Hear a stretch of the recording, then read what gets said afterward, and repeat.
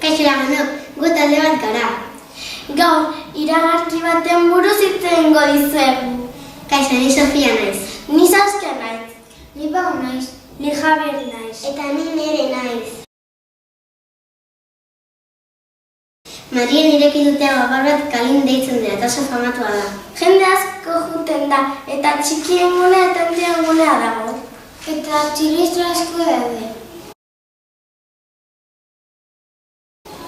9 € balio du eta mendian nago. Trenez buelta bat eman dezakezu. Eta dendak daude. Jun behar zarete, oso divertigarria da. Eta oso